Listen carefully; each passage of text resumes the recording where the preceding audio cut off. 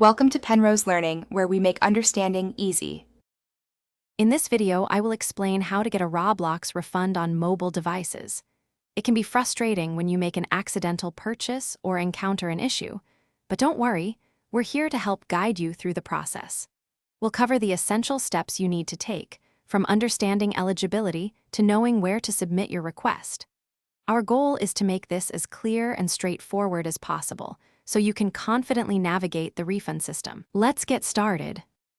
Before requesting a refund, it's crucial to understand the eligibility criteria. Generally, refunds are considered for accidental purchases or unauthorized transactions. There's usually a limited window, often just a few days, to make your request after the purchase.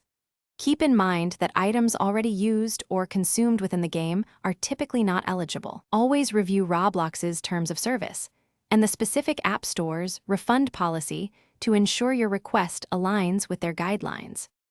To request a refund for mobile purchases, you'll need to contact the support team of the App Store where the purchase was made, whether it's Google Play or the Apple App Store. It's important to gather all your transaction details, including order numbers and the exact dates of purchase, before reaching out. Clearly explain the reason for your refund request to them. Be patient, as the process can take a little time, and be prepared to follow up if necessary. For the best chance of a successful refund, always be polite and clear in your communication with the support teams. Keep meticulous records of all your purchase information and any correspondence you have with them. Remember that refund policies can have slight variations between different app stores, so familiarize yourself with the specific platform's rules.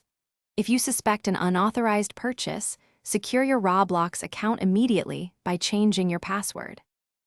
Thanks for watching. If this was helpful, leave a like and consider subscribing. See you next time.